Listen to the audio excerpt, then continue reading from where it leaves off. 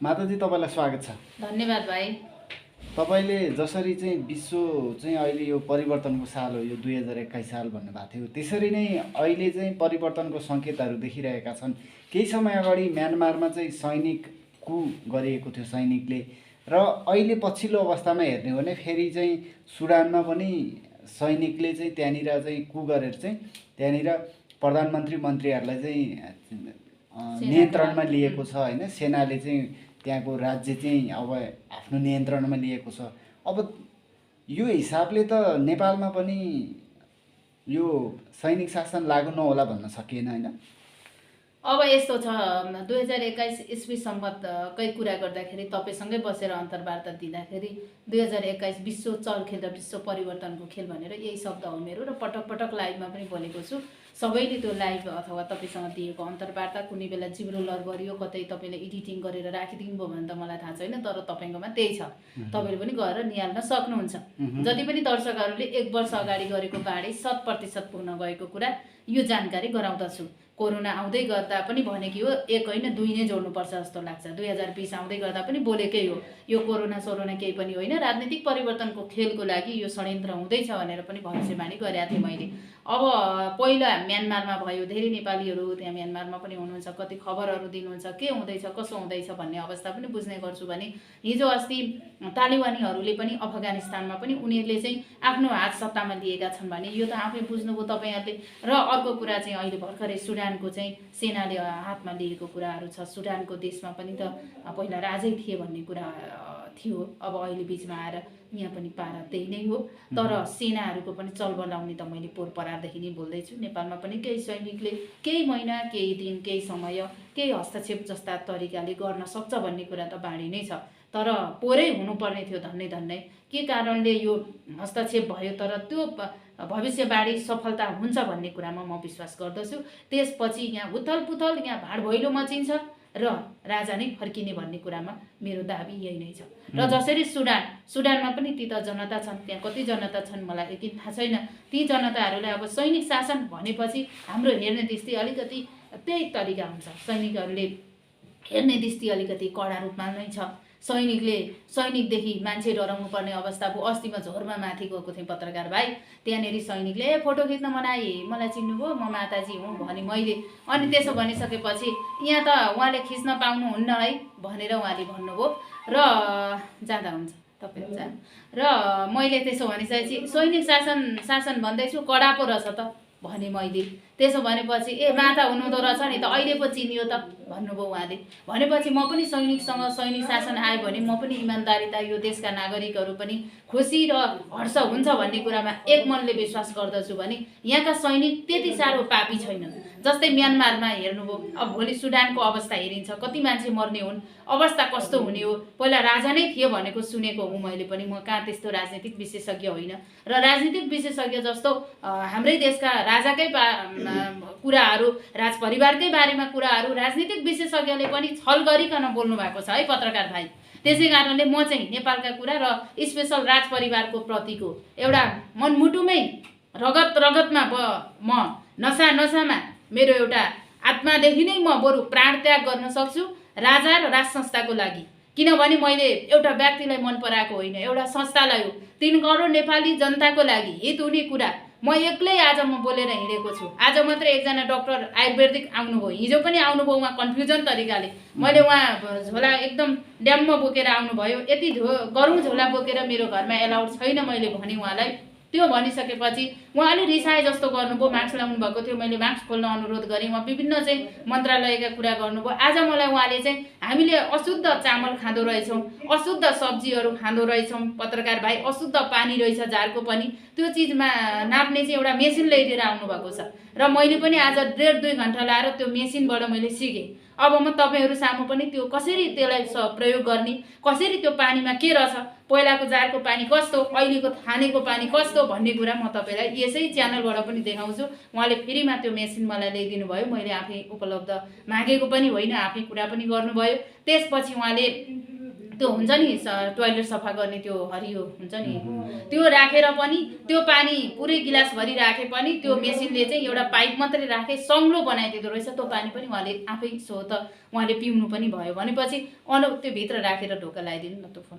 र मैले के भने उहाँलाई भने होइन बडो चकित, तपाईँ जस्तो चमत्कार गर्ने त होइन, तर यस्तै छ माताज्यू भन्नुभयो। यहाँ नवलपरासीबाट आएका मेरा यी भाइ पनि छक्क पर्नुभयो, लगायत पल्लो घरकी भाउजू पनि। म तपाईँलाई पनि छक्क पार्ने कुरा म आफै त्यहाँ गरेर देखाउँदैछु भने चमत्कार अर्को हुँदैछ नेपालमा। राजतन्त्र र सैनिकै हो मैले देख्ने चमत्कार नेपालमा हुँदैछ पत्रकार भाइ। किनभने यहाँ आज मान्छे काटाकाट गर्छन्, किन गाडी दुर्घटना हुन्छ, किन गाडी मान्छेको एक्सिडेन्ट भएर मानिस मृत्यु हुँदैछ। कलियुगमा धेरै मान्छे सकिन्छन् रे त्यसै गरिकन, कलियुगमा मान्छे लापा परेरै कुटेरै काटेरै मर्छन् रे, भिरबाट लडेरै मर्छन् रे भन्ने कुरा चाहिँ त्यो 5000 वर्ष अगाडिको किताब पढ्दा पनि अनुमान गर्न सकिन्छ।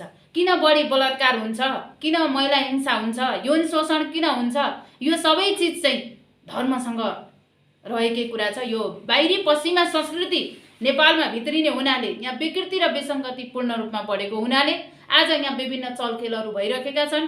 तपाईँले मलाई सम्मान गर्न छोड्नुभयो, अर्कोले सम्मान गर्न छोड्नुभयो, मैले उहाँलाई गर्न छोडेँ भनेपछि आज मान्छे बिचको विभेद हुन थाल्यो।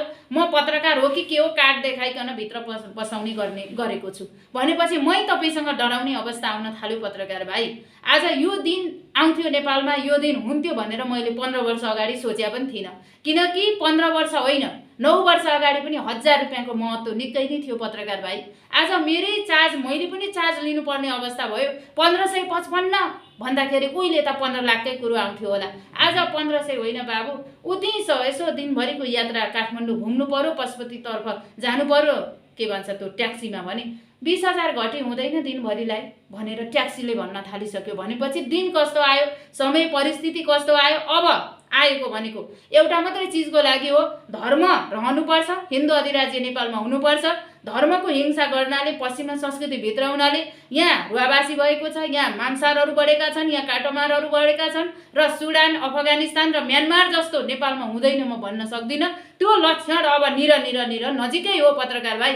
पल्लो घरमा मर्ने गरी झगडा गर्छन् भने पल्लो घरलाई पनि टचर पर्छ। म यहाँ झगडा गर्दैछु भने पल्लो घरलाई डिस्टर्ब हुन्छ।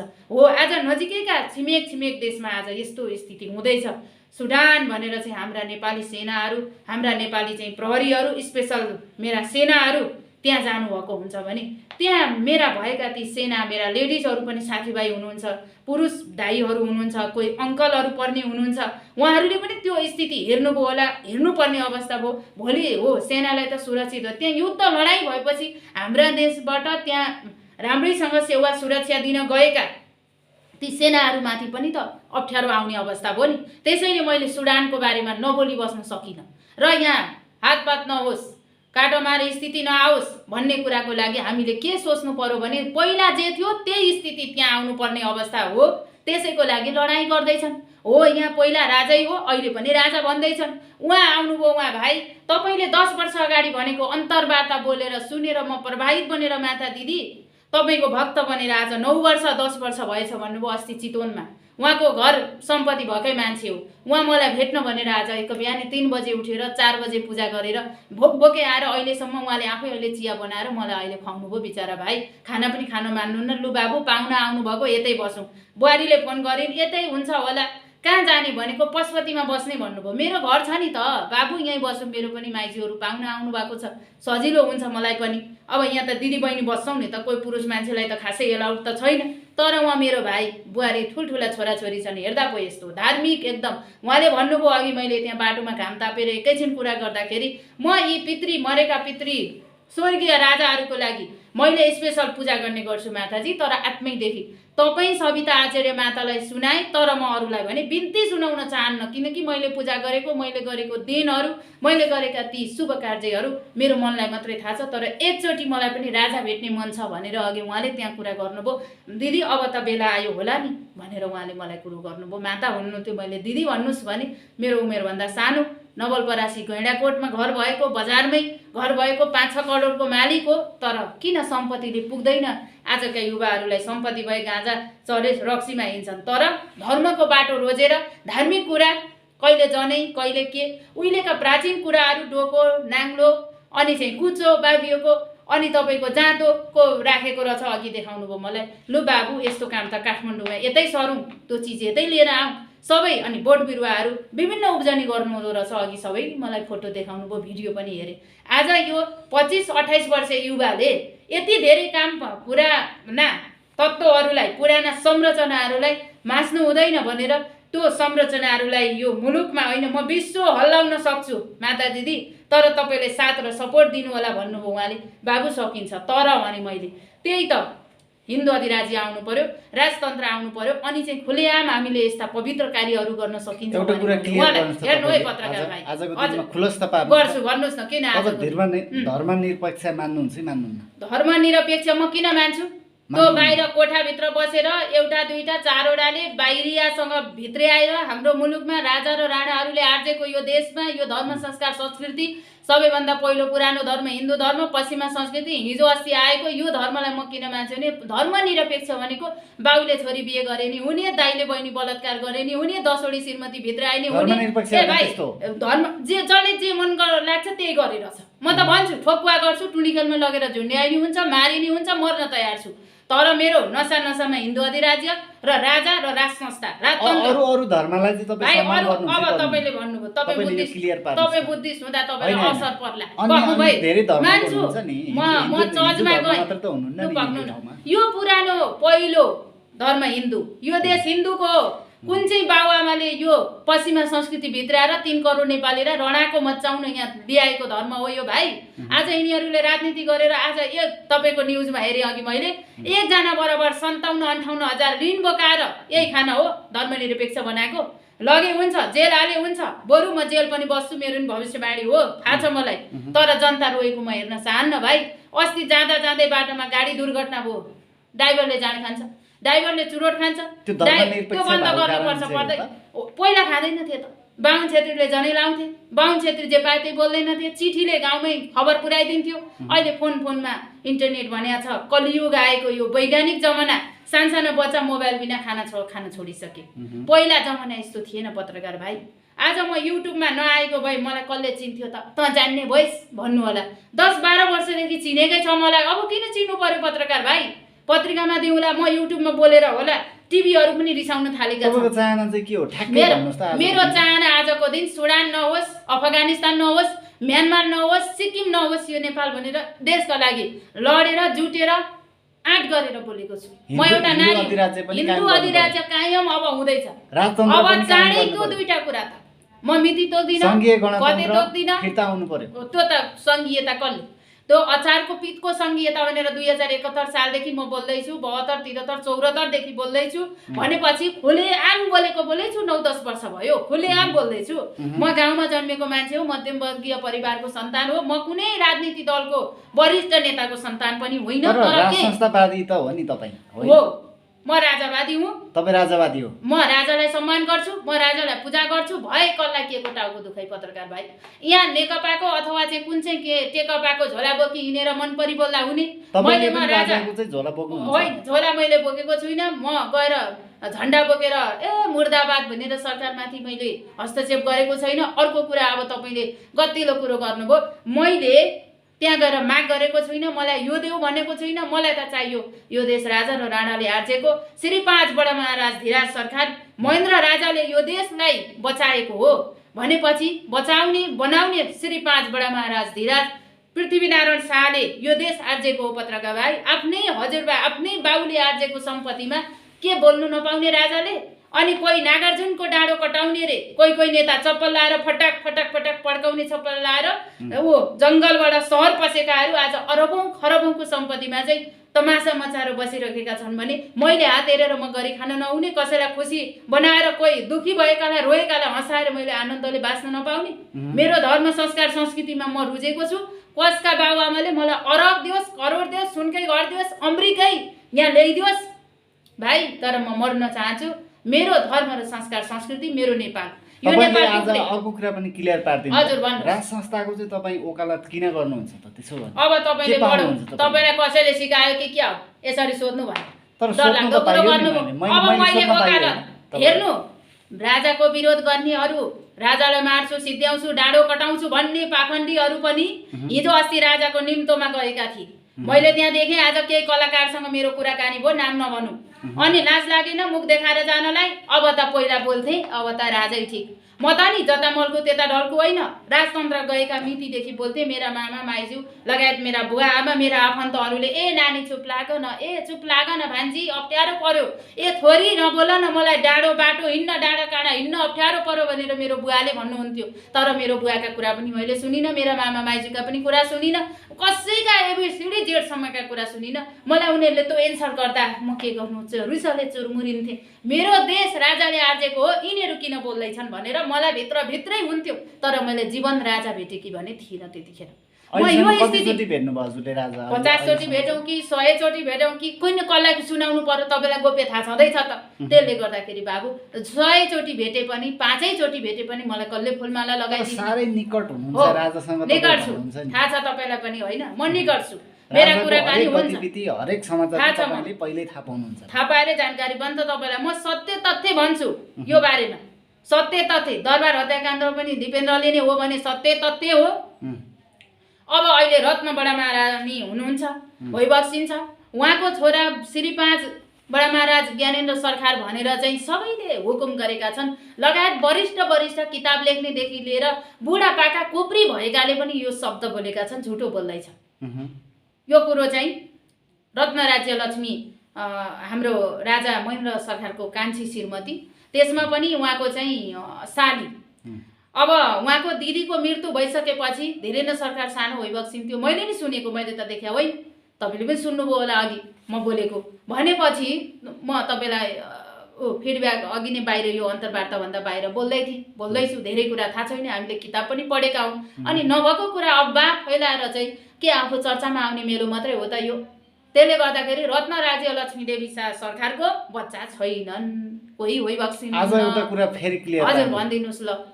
ज्ञानेन्द्र राजासँग तपाईँको डाइरेक्ट सम्पर्क हुन्छ? अब डाइरेक्टको कुरो गर्नुभयो, भए नभए पनि कसैले मलाई टेलिफोन गरेर मार्ला, थर्काउला, अप्ठ्यारो पार्ला, म त्यस्तामा परिसकेको अवस्था छु। तर म डाइरेक्ट महाराज धीराज सरकारसँग, विष्णुको अवतारसँग म डाइरेक्ट कुरा गर्दिनँ। म मनमनै आत्मादेखि कुरा गर्छु। आत्मादेखि त्यो फोटो तस्बिर अनुहार हेरेपछि झलल्ल 3 चोटि राजा हुने देख्छु र त्यो 3 चोटि राजा हुने छिटै देख्छु। अब 1 चोटि 2 चोटि त भइसक्नुभयो। त्यस कारणले जब जब देशलाई अप्ठ्यारो पर्छ, जब जब सङ्कट पर्छ, जब जब रोइ कराइ हुन्छ, जब जब तनाव हुन्छ, समस्या मुलुकलाई उथलपुथल हुन्छ, तब त्यस बीचमा भाग्यमानी हुने एक व्यक्ति हो श्री 5 बडा महाराज धीराज ज्ञानेन्द्र वीर विक्रम शाहदेव सरकारै हो। त्यस कारणले तपाईँले पटक भन्नुहुन्छ। अब भन्नुभयो पटक होइन, राजतन्त्र गएका भोलिपल्ट त्यही दिनदेखि बोल्दैछु त, आउँछ जाँदैन, फर्किन्छ आउँछ। ए नानी नबोला, बौलायो कि क्या हो तिमी, कहाँ हो तिम्रो घर?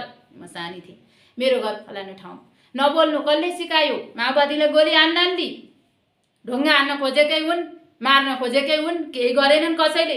मेरो काल अहिले आएकै छैन कसैले ढुङ्गा हानेर गोली हानेर म पत्रकारजी म मर्दिनँ।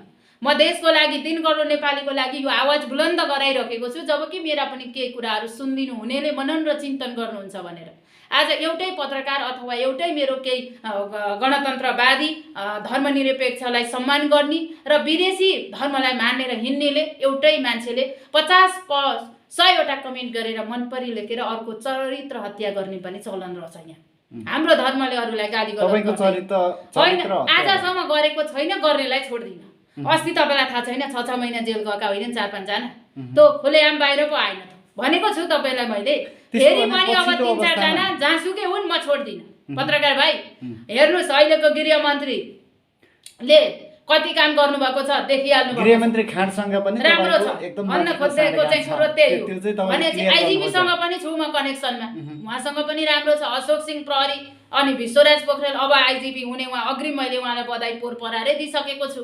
भनेपछि उहाँहरूसँग पनि मेरो राम्रो छ, प्रहरीसँग मेरो अत्यन्तै राम्रो छ भने सेनासँग पनि केहीसँग राम्रो छ। यिनै कुरा मैले त्यहाँ बाणी व्यक्त गर्दछु।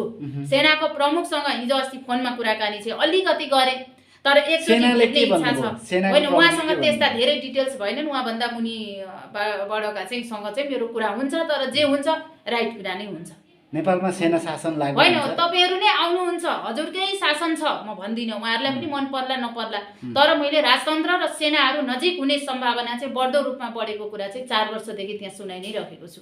तर भोलि नै हुने, आजै हुने, भोलि 2:05 हुने घोषणा गरेकी छैन, किनकि म जन्म मिति हेरेर जनगणनालाई हिसाब किताब गरिकन हेर्ने भविष्यवाणी व्यक्ता होइन।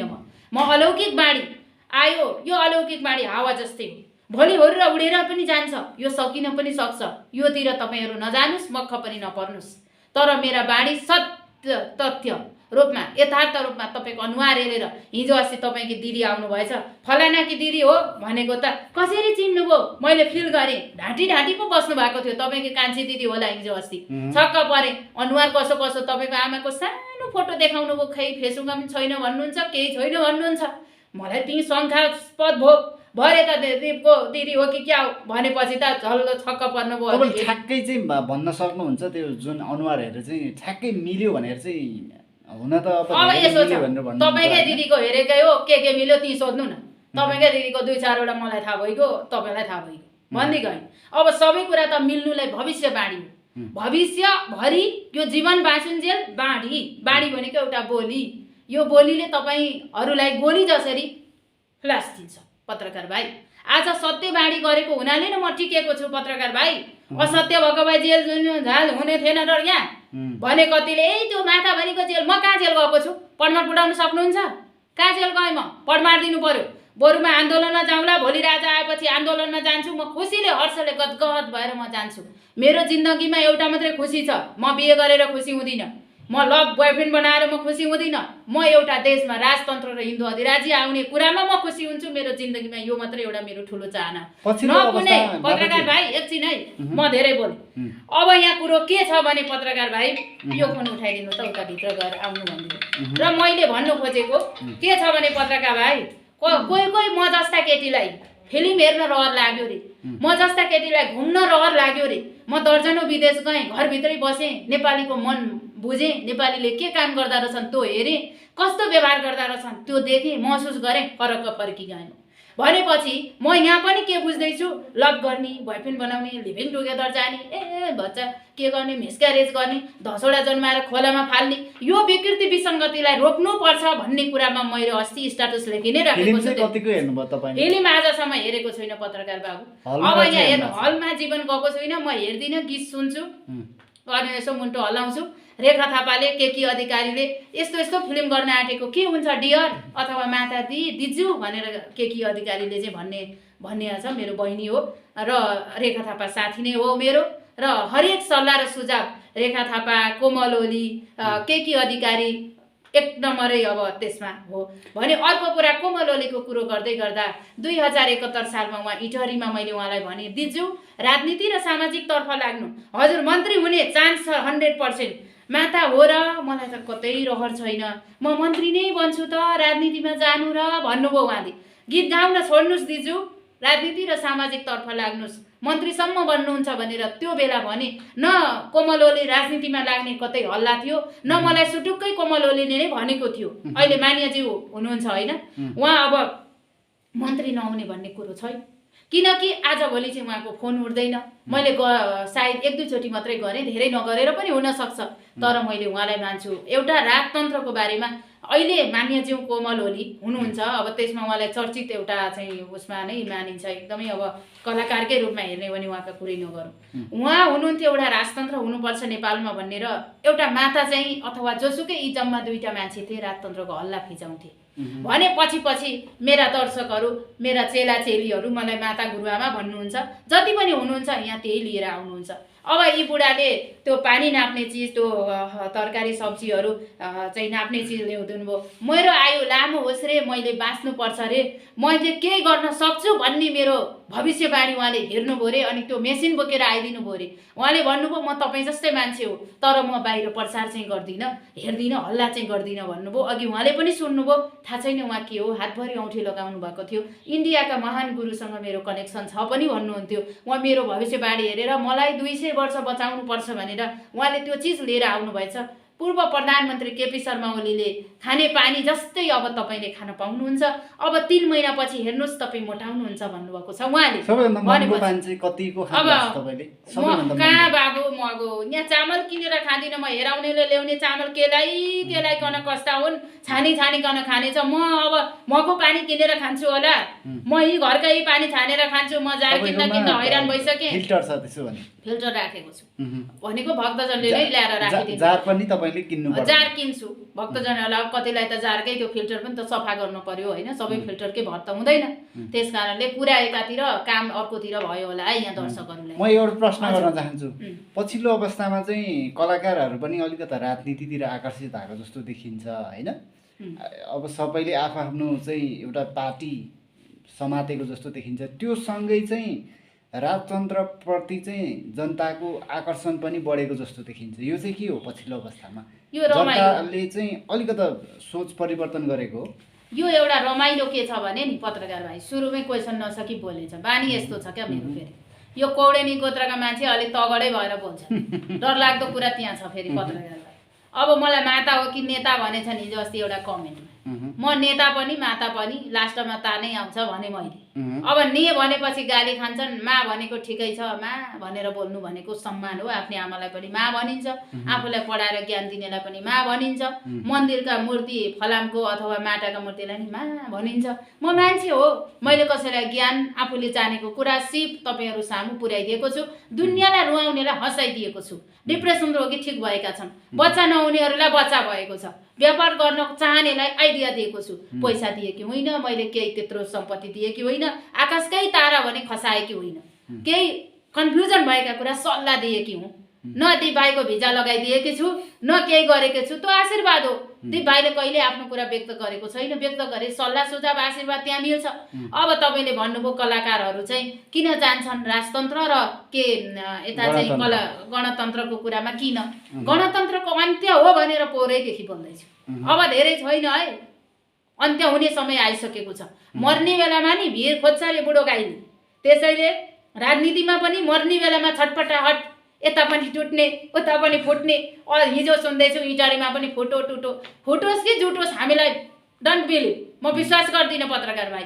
राजनीति भनेको त नि यस्तो फोरी खेल रहेछ बाबु, राजनीति रहेछ। लाज लागेर आइसकेको अवस्था छ। आफ्ना ठुला बडालाई अब भन्यो एउटाले कमेन्ट, हिजो कमेन्टकै रिप्लाई गर्छु न, ए यो माता पनि खै राजावादी नै रहेछ, स्टाटस पनि लेखि गएछ उसको उसमा। अनि यो उसको छोरो चाहिँ राजा हुन पाउने, हामी जनताको चाहिँ के नेता हुन नपाउने? यस्तो होइन। पूर्व प्रधानमन्त्रीहरूका बुहारी मन्त्री भए, छोरीहरूलाई मन्त्री नेता बनाए भने राजाका त छोरा नाति बुहारीलाई केही बनाएका छैनन्। राजा त एउटा गार्जियन हो, सबै जनताकै छोराछोरी चाहिँ यहाँ नेता बन्न पाउने हो त। किन अबुझ मान्छेहरू, म अबुझलाई बुझाउन म धेरै सक्दिनँ, मभन्दा जान्ने ट्यालेन्टहरूले बुझाउन सक्नुहुन्छ। जस्तै बालकृष्ण नेउपानेले बुझाउन सक्नुहुन्छ राम्रोसँग।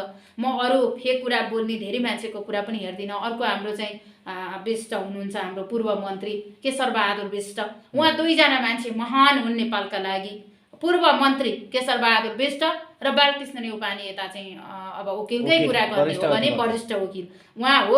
र सुरेन्द्र भण्डारी पनि, उहाँ पनि हुनुहुन्छ, मेरो घरमा नि आउनु भएको छ र अरू पनि आउनु भएको छ। मेरो घरमा आउने जति नै सबै जायज हो भन्नु खोजे होइन मैले, तर मैले तुलना गर्दा स्मरण गर्दा यी मान्छेहरू सत्यवादी छन् है भन्ने कुरामा मैले विश्वास गरेकी छु। अब हेर्नु न, हिजो अस्ति त्यही टिभीमा बोलेर युट्युबरले पैसा कमाउने धन्दा बनाएको छ। धेरै मानिसहरू बोलेका छन्, राजाकै बारेमा हल्ला नभएको फिजाएका छन्। अब हृदेन्द्र बाबु भनौँ न, हृदेन्द्र राजा, भोलि हुने राजा, ए अमेरिकामा गइसके, अमेरिकामा पढे, प्रमाण उठाउन सक्छौ? तिमीहरू युट्युबमा मात्रै बोल्ने कि प्रमाण छ तिमीहरूसँग? अब अर्को कुरा चाहिँ युवरागी हिमानी शाह अमेरिकामा गएर भेटेको अरे, गोप्य छलफल, प्रमाण उठाउन सक्छौ भाइ तिमीले? अङ्कल प्रमाण उठाउन सक्नुहुन्छ? यो चाहिँ कसलाई भन्नुभयो ठ्याक्कै भन्नुहोस् त। यसलाई उसलाई भन्दिनँ, टिभीमा जो gun gun gun gun gun गर्छ नि भिआइपी टिभीहरूमा हो, उसलाई भनेको हो मैले। अब अर्को कुरा छ, राजासँग केपी शर्मा ओलीले गोप्य छलफल, प्रमाण पुर्याउन सक्नुहुन्छ? जे पाए त्यही बोल्न मिल्छ तपाईँलाई? लाज लाग्दैन? शरम छैन? तपाईँ सत्यवादी हो भने मिडियामा राम्रा कुरा र सत्य कुरा बोलिदिनुहोस्। तपाईँ राजावादी मलाई मन पर्न छोड्नु गोप्य छलफल पनि त गर्न पाइन्छ होइन, छैन। भएको कुरा पो गर्नुपर्छ त। अब राजा वादी रे, के हो वादी भनेको? वादी भनेपछि माओवादी भन्दै म डराउँछु, अनि राजा वादी भन्दा त अर्कोतिर गएन हो। राष्ट्र हुनुहोस् तपाईँ राष्ट्रवादी, राजावादी। राजावादीहरूले नै विकृति र विसङ्गति फैजाएर चाहिँ राजा र राजतन्त्रप्रति चाहिँ फोहोरी खेल आउँदो समयमा यो घट्नेवाला छ। त्यसैले अब यिनीहरूलाई पनि छाँटकाट गर्नुपर्ने अवस्था छ र राजाले यसो गरे। अब हिजो अस्तिको हेर्नु न, कलाकारलाई हिमानी ट्रस्टबाट चाहिँ कोही 2-4 जना कलाकारले राजा हिउडागी सरकारसँग भेटघाट गर्ने कुरा गरेछन्, लगभग मेरो कुरा बुझाइ अनुसार। अनि 1-2 भेटेर त भएन, एकजनालाई बल्ल बल्ल टाइम मिल्ला, कोरोना भनिन्छ के हुन्छ, सबैजनासँग समष्टिगतले हाम्रो राष्ट्रिय यो मुलुकलाई बचाउने यो राष्ट्रिय गान अथवा चाहिँ राष्ट्रिय एउटा गीत सङ्गीत म्युजिक एउटा कलाकार भनेको त हाम्रो राष्ट्रिय गहना हो नि पत्रकार भाइ। हाम्रो देशलाई बचाउने एउटा धर्म संस्कार संस्कृतिलाई जगेर्ना गर्ने पाठ हो। त्यही भएर सबैलाई भेटौँ। अब भोकै पठाउने कुरो भएन। चियापान गर्दा कोही कोही पत्रकारहरूलाई चित्त दुखेर धन्नै पेट फुटेन अरे भनेको मैले सुनेको छु। अब त दिमाग दुखेर रातभरि सुतेन अरे उसलाई निम्तो गएन भनेर। आज हेर्नु त पत्रकार भाइ, त्यहाँनेरि भेटघाट भयो, कति रमाइलो भयो। मलाई भन्नुभयो सरिता लामिछाने कलाकार मेरी एकदमै प्रिय दिदी। म बच्चा हुँदाखेरि म मामल इटहरी आउँदा मेरो माइजूहरूको टेलिभिजनमा म त्यहाँ सुन्थेँ, सरिता लामी त्यो कार्यक्रम आउँथ्यो। अलि कलेज स्कुल पढ्दै गर्दा सब टिभी, मेरो घरमा त अलि पछि टिभी भयो, लाइनहरू पनि अलि ढिलो ढिलो गएको हुनाले म गाउँमा जन्मेको मान्छे हो, तर पनि त्यो परिचय भन्ने कार्यक्रम अर्को के सरिता दिदीले मलाई फोन पनि गर्नुभयो। राम्रो भयो, मेरो हिमानी सरकारसँग भेटघाट भयो माताजी, एकदम खुसी, एकदम आत्मैदेखि म पवित्र भएँ भन्नुभयो। कला सन्तोष पन्त दाइले साह्रै खुसी लाग्यो। मैले त मास्क लगाएको थिएँ, नचिनेर म त फर्केँ, फेरि बोलाइ बक्सेर मैले भेटघाट गरेँ, रमाइलो एकछिन भयो। अब प्राइभेट पनि हुनसक्छ हजुर अङ्कल भने अस्ति तपाईँ र हामी नै उहाँको घर गएका थियौँ। केही दिनमा मेरो घरमा उहाँ आउने पनि भन्नुभएको छ। हिजो मात्रै पोखरा जानुभयो क्या र सन्तोष पन्त भनेपछि अब रेखा थापालाई आज फोन गरेको थिएँ मैले, आएको थियो निम्तो, म नभ्याएर नगएको भनेर रेखाजीले त्यसै भनेपछि अब धेरै कलाकारहरू गएको देखेँ। अब अस्ति सुषमा कार्कीसँग पनि कनेक्सन भएको थियो, अस्ति नै 2-4 महिना 6 महिना अगाडि। सुषमा कार्की फेरि कट्टर राजावादीमा हुनुहुन्छ। अब सरिता लामिछाने त एउटा राष्ट्रको भोलि केही गर्न सक्ने एउटा क्षमता कलाकारमा छ भन्ने कुरामा म विश्वस्त छु। अब साहित्यकार, कलाकार, पत्रकारहरू भनेका छन्। पत्रकारलाई त बोलाउने कुरा हुँदैन नि, राजाहरूले पनि चिन्दछन् क्या को कस्तो छ के कस्तो छ। गतिला मान्छेलाई त्यहाँ इन्भाइट थियो, 200-300-400 मान्छेहरू थिए कि भन्ने हल्ला बाहिर सुनिन्छ। अब म त्यहाँ प्रत्यक्षदर्शी होइन, साहित्यकारहरू तर फेरि माता पिता गुरुहरूको चाहिँ होइन है बाबु। फेरि त्यो चाहिँ कलाकार र साहित्यकार र मातामा फरक छ। भविष्यवाणी गर्ने माता पिता धेरै होलान्, कुनै दिन माता पिताहरू धार्मिक व्यक्तित्वको पनि त्यो कार्यक्रम आउला, अनि त्यतिमा चित्त दुखेछ। राजाले राजा हुनै त्यो कलाकार त भेट गराएको त होइन नि। राजाले त आफ्नो बाउले आर्जेको सम्पत्तिमा, आफ्नो सम्पत्तिमा हिँड्न, पाइला टेक्न नपाउने, बोल्न नपाउने, 3 करोड नेपालीको लागि आवाज उठाउन नपाउने राजा ज्ञानेन्द्र सरकार जस्ता महान व्यक्तित्व, राजा रानी जस्ता साँच्चै भगवानको जोडी र एउटा असल विद्वान पवित्र आत्मा भएको श्री 5 बडा महाराज राज ज्ञानेन्द्र वीर विक्रम साहदेव सरकारै हो। अरू मैले कोही देख्दिनँ भाइ। म आँखा चिम्लिन्छु, आँखा उगार्छु, म कोही गतिलो मान्छे नेपालमा देख्दिनँ। त्यही एउटा राजाको भरमा म यसरी आँट गरेर बाँचेर हिँडेको छु पत्रकार भाइ। नभए मलाई बाँच्नु सिवाय यो बङ्गला भएको यो 4वटा कोठे घरमा बस्नु मलाई मनबाटै छैन। म बरु भाइ पत्रकार भाइ पहिला राजा हुँदा हेर्नुहोस् भाइ, म 12 बजे राति पनि हिँड्थेँ, 1 बजे राति पनि हिँड्थेँ। म एक्लै मेरो जङ्गलबाट सहर पुग्नु पर्थ्यो, मेरो जङ्गल कट्दै मेरो गाउँ पुग्नु पर्थ्यो। आज मैले ज्यान जोगाउन मलाई गाह्रो स्थिति भयो। ऊ बेला 5 देखि 6,000 4,000 ऋण थियो भाइ, आज 58-57 हजार ऋण छ। मैले हिजो अस्ति पोहोर परारदेखि बोल्दैछु तपाईँसँग म। अब हेर्नु 20 खर्बको ऋण निकाल्छन्। शेरबहादुर देउवा प्रधानमन्त्री हुनुहुन्छ। प्रधानमन्त्रीज्यू हजुरले 3 करोड नेपालीको लागि हित हुने कर्म गर्नुहोस्, तर गर्नुहुन्न उहाँले। बरु नेकपा टेकपा भन्दै गर्दा पूर्व प्रधानमन्त्री केपी शर्मा ओलीले रमाइलोसँगै ठट्टासँगै केही काम गरेको जस्तो लाग्दथ्यो।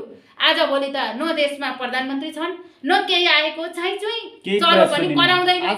होइन पत्रकार भाइ, 3 महिनापछि मन्त्रीमण्डल गठन हुन्छ, अझै केही मन्त्री राख्न बाँकी होला। के ठाउँै नपाएर कि खाने मेलो नमिलेर हो प्रधानमन्त्रीज्यू? आज मैले यो चिज हो, मलाई पनि हुन मन छ होला नि भाइ। राजनीतिको पार्टमा एउटा मलाई पनि जब दिन, मलाई पनि जब खान मन छ, जागिर खान मन छ। तर समाजको हित हुने कर्म गर्न मन छ। मैले पनि 3 करोड नेपालीको लागि होइन, संसार घुमेर देखेको छु, यो जिल्ला घुमेको छु, मान्छेको मन विचार बुझेको छु। खै त हामीलाई सेक्युरिटी गार्ड, हामीलाई खै शान्ति सुरक्षा, हामीलाई अशान्तिको थ्रेट आउँछ तँलाई सिद्ध्याइदिन्छु भन्छ। खै त आजसम्म सिद्ध्याउनु सक्नुभएको छैन तपाईँहरूले। त्यसैले मैले ओठ सुकाएर मुख सुकाएर भोकै जनताको लागि 3 करोड नेपालीको लागि हित हुने कुरा बोल्दै हिँडेको छु। नेपालमा राजतन्त्र जबसम्म फर्किँदैन तबसम्म सिरिया, सिक्किम, सुडान, अफगानिस्तान, म्यानमारको सम्भावना 100% छ। बरु सेना आऊ अनि राजा ल्याऊ, राजा आऊ देश बचाऊ भन्दिनँ, सेना आऊ राजा ल्याऊ, सबैजना जनता एकजुट भएर मिलौँ। म यति भन्न चाहन्छु। धार्मिक युवा युवतीहरू, धार्मिक आमाहरू, धार्मिक मातापिताहरू पनि सच्चरित्रमा बच्न जरुरी छ।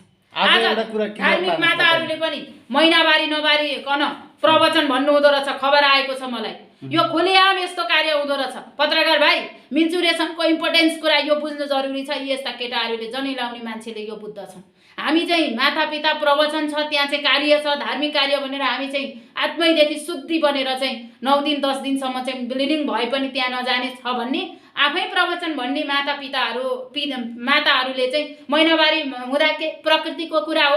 सविता माता कलियुग हो, यो यस्तो बार्नुपर्छ, महिनावारी यस्तो चिज हो भनेर नहिँड्नुहोस्, तपाईँलाई खतरा होला भन्नुभयो। के खतरा हुन्छ? तपाईँका 3 करोड नेपाली जनतालाई भ्रम पसाउँदै हुनुहुन्छ तपाईँ। त्यसले गर्दा यो भ्रम छिर्ने काम बन्द गर्नुपर्छ। बुलन्द मेरो आवाज हो। माता पिताहरूमा पनि कति कुरा भन्ने हो भने बलात्कारी बाबाहरू, बलात्कारीका कुराहरू पनि आएका छन्। ती कुराहरूलाई पनि धार्मिक रूपमा पनि लडाइँ चाहिँ छ है पत्रकार भाइ। धर्मका नाममा पनि हिंसा र कुसंस्कारको प्रचार त्यहाँ पनि छ। त्यसैले मैले क्रिस्चियन धर्म नराम्रो, मेरो हिन्दू धर्म राम्रो भनेको होइन। बिन्ती कुरा नराम्रो नसुनिदिनुहोस्। यो बुद्ध जन्मेको देश, बुद्धहरूलाई पनि मान्न पायो। तर धर्मनिरपेक्ष भनेको बाउले छोरी बलात्कार गर, बाउले बुहारी बलात्कार गर, बुहारीसँग अवैध सम्बन्ध राख, 10वटा बच्चा जन्माउँदै खोलामा फाल भनेको होइन पत्रकार भाइ। आज बाउसँग छोरी डराउनु पर्ने भयो, भाइसँग दिदी डराउनु पर्ने भयो। दिदी भाइको अवैध सम्बन्धमा 9वटा बच्चा नुवाकोट घर भयो कि हो कि कतातिर घर भयो कि बच्चा यहाँ आइ त भनिनँ मैले तपाईँलाई। यही हो पारा तपाईँको, यही हो तपाईँको संस्कार। अनि किन बाँच्नु? तपाईँ किन विदेश जान खोज्दै हुनुहुन्छ? यो देशमा शान्ति सुव्यवस्था छैन, त्यसैले जान खोज्दै हुनुहुन्छ। आज एउटा कुरा क्लियर पार्नु पर्छ। भन्छु ल, बताउनुहोस् न। तपाईँले ठ्याक्कै भन्नुहोस् तपाईँको अभिव्यक्ति भन्नलाई केही त्यस्तो तलमाथि छैन नि तपाईँलाई? छैन। किन हुनु? कस्तो गाह्रो साह्रो? अब हुन त तपाईँ अन्धभक्त नै हुनुहुन्छ होइन? अन्धभक्त होइन, राजाले आर्जेको देश हो पत्रकार भाइ। हेर्नु, राजा सेना मिलेर आर्जेको देश हो यो। सेना पनि आयो है कुरो, जिब्रो लडबरिएर कहिलेकाहीँ बोली मिस्टेक होला। राजा र सेना राणाहरूले आर्जेको देश हो यो। 3टा मान्छे भन्दा बाहेक कोही सुइक नबोले हुन्छ ल। वंशको आधारमा चाहिँ देशको प्रमुख हुने चाहिँ एउटा नियमलाई चाहिँ तपाईँ मान्नुहुन्छ? हजुर।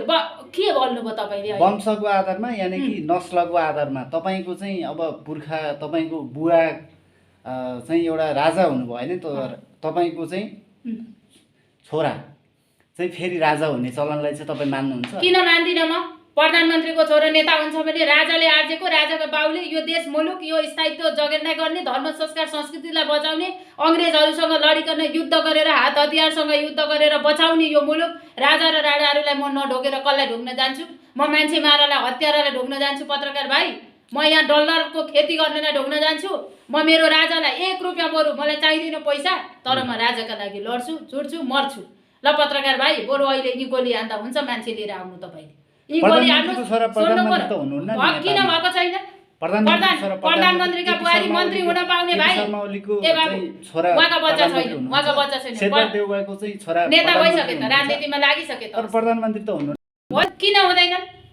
राजनीति राम्रै गर्दै गयो भने किन हुँदैनन्? भएका छन् पूर्व प्रधानमन्त्रीले बुहारी मन्त्री हुनुहुन्छ। तर राजाको छोरा त सो त चाहिँ उहाँ केही कर्म नगरी बुझाइ फरक हो पत्रकार बाबु, बुझाइ फरक हो। राजाका छोरामा पनि अनुशासनमा बस्नुपर्छ, अनुशासनहीन हुनु हुँदैन। त्यस्तो मान्छे राजा हुँदैनन्, सिस्टममा बस्नुपर्छ। वंशको आधारमा चाहिँ देशको प्रमुख हुने चलन चाहिँ तपाईँको लागि एकदम सुइटेबल? पहिलाको संस्कार, पहिलाको संस्कृति, पहिलाको रीति, पहिलाको तिथि नियम, यो कुरालाई म एकदम इम्पोर्टेन्स मान्छु। राजाका पालामा बनेका, राणाका पालामा बनेका हस्पिटलहरू, स्कुल, कलेज, बाटाघाटा, यी सबै पुलहरू, यी सारा चिज छन् भने मेरो नेपाल सबैले सम्मान गरिरहनु भएको छ नि? गर्नुभएको छैन बाबु। राजालाई मिचेर सिरिपेज हिजो अस्ति धन्नै पटक 10 चोटि त्यो मान्छे लगाइया रहेछ। सिरिपेज फाले राजा हुन पाइँदैन, मै राजा हुन्छु, मै हिरो हुन्छु भन्ने रहेछ तिनीहरूको भनाइ। हेर्नु, विदेशीसँग लागेर विदेशीसँग झुटेर अब यिनीहरूका दिन गए पत्रकार बाबु। बाहिरबाट मान्छे मिटिङ बस्दैछ नि, छलफल, अब त सक्दैनस्, चुप लाएर बस भाइ, कि भागिहाल्यो देश, छोडिहाल, अब तैँले यहाँको अर्कै छ। भोलि त्यो अर्को सुडानमा, म्यानमारमा, अफगानिस्तानमा को कुरा आउँछ, यी को हुन्छ नि पत्रकार भाइ? यी पूर्व प्रधान न्यायाधीश चोलेन्द्र राणामाथि पनि त अप्ठ्यारो पर्दैछ नि। यहाँका 2078 साल ठुल्ठुला मान्छेलाई अप्ठ्यारो पर्छ, मुद्दा मामला, आरोप अवरोधहरू आउँछ भने होइन तपाईँसँग मैले के बोल्नु पर्यो बाबु? नामै पछि भन्न मिलेन होला, रिक्स छ, फेरि भविष्यवाणी गर्नलाई गाह्रो छ। अब प्रधान न्यायाधीशमाथि एउटा न्यायालयको क्षेत्रको हेड व्यक्तित्वमाथि पनि त औँला ठडियाइ छ यहाँ भाइ। अब प्रधान न्यायाधीशको चाहिँ विषय के हुन्छ? उहाँले पनि आफ्नो जुन खालको चाहिँ स्टेप पल गर्न सक्नुहुन्छ उहाँले स्टेप चाल्न सक्नुहुन्छ केही, त्यति मात्रै बोलौँ। उहाँलाई मैले भेटेको छैन। समस्या वा उहाँलाई त्यस्तो केही देख्नु भएको छ तपाईँले? उहाँले गर्नुहुने स्टेप वा उहाँलाई आइपर्ने समस्या त्यस्तो देख्नुहुन्छ? स्टेप भनेपछि कुरो बुझौँ न, यतिमै राखौँ न कुरो, यहाँभन्दा बढी बोल्नु हुँदैन त। भक्तको फोन आएको, है बाजा बजेको, बजैछ भित्र कोठामा, र अब यस्तो स्थिति छ। हेर्नु पत्रकार भाइ, प्रधान न्यायाधीशको आज तपाईँले छ्याक्कै भविष्यवाणी गरिदिनुहोस् न त्यसो भने। उहाँलाई अप्ठ्यारो र सकसपूर्णता पर्छ भनेर अस्ति नै बोलेकै छ, तर न्यायालय क्षेत्र 2078 साल फेरि डरो हुन्छ पनि भनेको छ नि त। न्यायालयको कुरो सुन्नुपर्छ भनेको छ नि त। भनेपछि त पूर्व प्रधान न्यायाधीशले केही अर्को अप्सन पनि त पहल गर्न सक्नुहुन्छ नि त, चाल्न सक्ने सम्भावना त। उहाँलाई हटाउने भनेर धेरैले टिका टिप्पणी त के छैन बाबु, राजा पनि राखिसके टिका टिप्पणीमा त। हिजो अस्ति नै राजा राखिसके कतिले, खै राजा अरे राजमुकुट लाउने दिन समय कुर्नुपर्छ। सबैले त्यो सबै टिका टिप्पणी त त्यसमा के छन् टिका टिप्पणी त नि बाबु। दरबार हत्याकाण्ड अर्कैले गराएको भन्दा रहेछन् टिका टिप्पणी। रत्न राज्य लक्ष्मी देवी सरकारको चाहिँ छोरा श्री 5 बडा महाराज धीराज ज्ञानेन्द्र सरकार पनि भनेर टिका टिप्पणी गरे। यस्ता डुप्लिकेट टिका टिप्पणी। अब हृदयेन्द्र शाह चाहिँ राजा बाबु चाहिँ उहाँ अमेरिकामा गएर अध्ययन गर्न गइसके, हजुरबाले बोलाएर यहाँ आएका कार्यक्रम त्यस्ता नभएका फेक। युवराजी हिमानी सरकार छोरीहरूसँग गएर त्यसमा पनि आरामले अब बन्द, यता लकडाउन भयो, कहाँबाट लकडाउनमा अमेरिका र चाइना, अनि खोइ के कता पुग्नु। यस्ता मुख नि बुलन्द बन्द गर्नुपर्छ है। यो फेक कुरा बोल्नेलाई भोलि कारबाही पनि हुन्छ नि पत्रकार भाइ। किन यस्तो कुरा बोल्दै हुनुहुन्छ? उहाँहरूले भ्रम फिजाउँदै हुनुहुन्छ। दरबारका व्यक्तित्वहरूले पनि त सुन्नुभएको छ, तपाईँले पनि बुझ्नु भएको होला।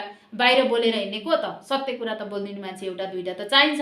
गलत कुरा बोलेर यहाँ चाहिँ भ्रम फिजाउने कुरा भइरहेको छ पत्रकार भाइ।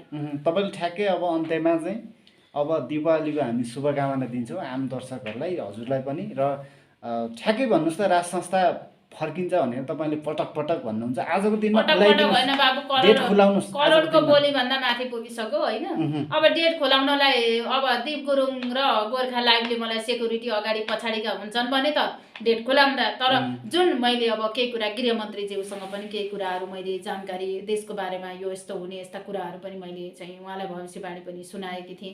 केही सचिवहरूसँग पनि, र केही परिवारभित्र त्यही कति कुरा त प्राइभेट हुन्छन्, सबै कुरा पब्लिसिटी गर्नुपर्छ भन्ने छैन। तर डेटै तोकेर, मिति नै तोकेर भन्नलाई मलाई ज्यानको खतरा तलमाथि पनि हुन्छ। यो कुरा बुझ्नुभएको छ समुदाय। चाहिँ आउँछ तर सबैले अब धेरै टाढा छैन।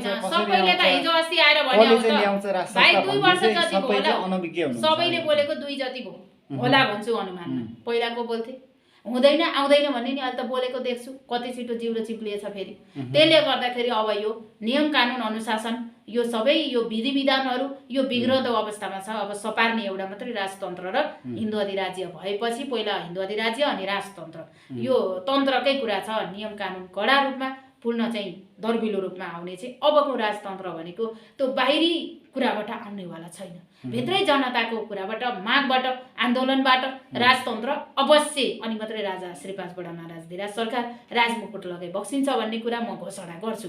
तर बाहिरको अर्कोले भन्छन् बाहिरी देशको पनि हस्तक्षेप हुन्छ, गजाङगुजुङ हुन्छ, त्यो कुरालाई कन्ट्रोल गर्ने एउटा सेना र राजा मात्रै हो भन्ने कुरामा मैले विश्वास गर्दछु। र बाहिरकोले तँलाई राजा बनाउँछु तँ बस हो भनेर हाम्रो राजाले मान्नेवाला होइ बक्सिन्न।